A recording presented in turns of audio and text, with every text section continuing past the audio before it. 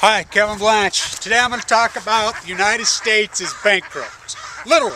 Not some kind of commentary. This is a documentary. The United States is bankrupt, broke. And I'm going to show you how. This happened before. It happened in 29, 30, 31. Same thing. The country went broke. The New Deal was born via Mayor Eccles right here in this town. We are broke, and I'll prove to you and show you how we're broke. And what the game the United States... Now, the United States is bankrupt. We are bankrupt right now. We've been for 2 years. The United States went bankrupt in 2008. And if you don't believe me, hear me out. QE2. What is QE2? Quantitative Easing 2. Quantitative Easing 1's gone on for 10 years. I've termed it science fiction economics. Look, we are broke. And here's the only difference. When a country goes bankrupt or goes broke, you think the country just dissolves and goes away. No. Our military is too massive.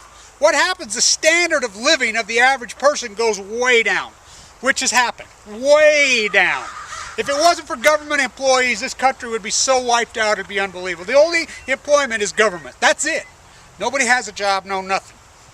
Okay, quantitative easing 2. When they go into the bond market, which naturally floats, what they do is they go in and purchase bonds. Everybody's like, oh, China's buying it. No, they're not. No, they're not. China's not buying our debt up no more. It's not happening. We're going for hundreds of billions of dollars. Okay, so what happens is we print money. We have the ability to print money.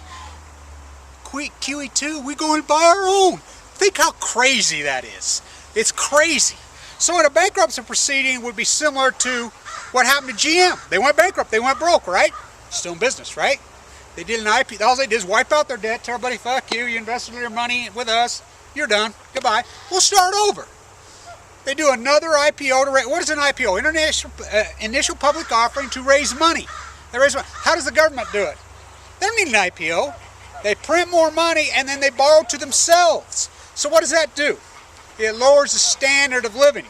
Now, you think it's ironic that the stock market recovered 100%, 100% off the bottom.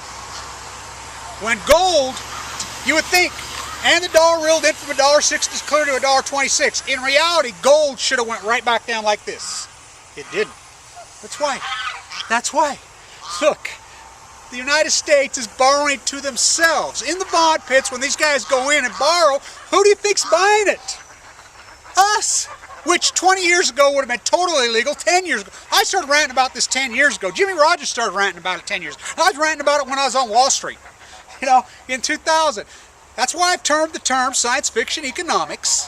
Greenspan, supposedly Ayn Rand, a free marketplace. He's the biggest fake liar. History's going to view him as the worst economist in American history, maybe in the world history. Alexander Hamilton was the great economist of all time. The second was Mayor Eccles right here in this town. I hear Bernanke say Eccles' policies didn't work.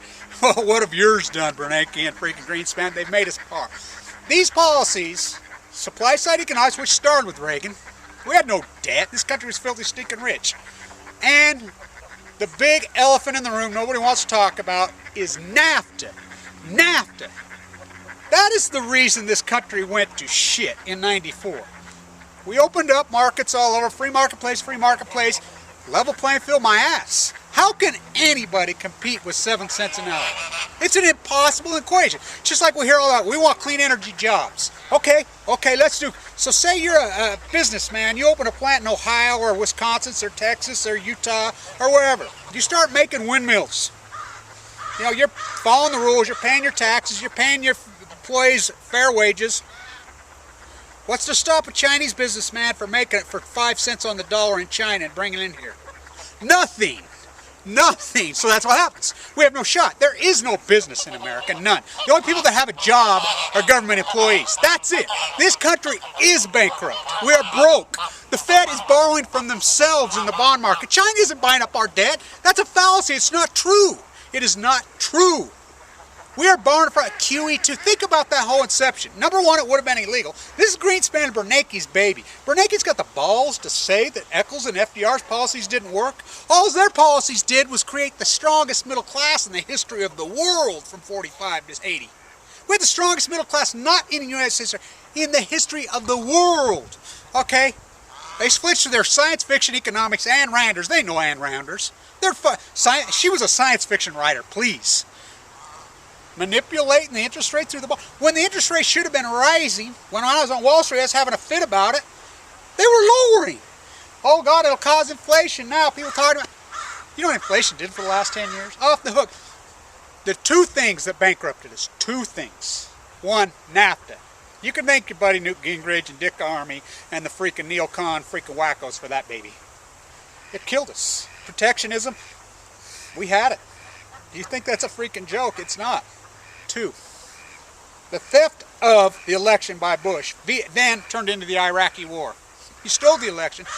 Rupert Murdoch. Rupert Murdoch is the one who orchestrated this. He's not even American. The tea baggers, the Tea Party, the right freaking in this country, they treat their politics like a religion, and Rupert Murdoch is their god. He's not American. He's a filthy, stinking rich, freaking greedy sicko from Australia. English media. And you guys listen to everything he feeds you. That's who did this. NAFTA did this, the theft of the election via the Iraqi war. The Iraqi war buried us financially, and this mentality that no one will pay for anything. The Welsh stepped up after W2 and W1. They paid gladly. They want to pay now. The middle class, white, middle-aged voter won't allow it because they've been indoctrinated via Rupert Murdoch, their god, Fox News. He's not American.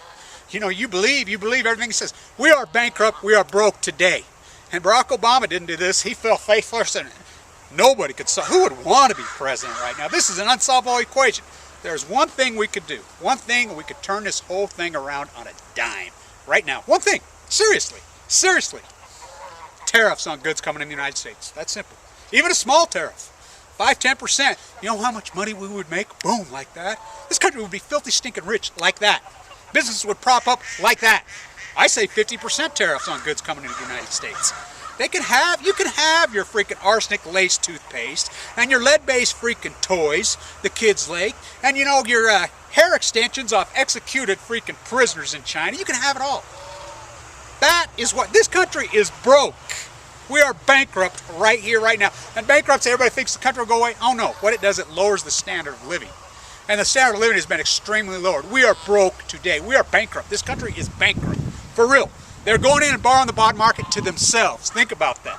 Think about print money, then going to the bond market. That's what QE2 is. That's what Greenspan did. That's what Bernanke did. Science fiction economics. And don't try stealing that term. I have that term copyrighted. I'm working on a book there. I got 2 books going right now. One on my father, the atomic veteran, and then this one on science fiction. You know, I'll get them done this spring, this year. We're broke. Kevin Blanche, February 2011.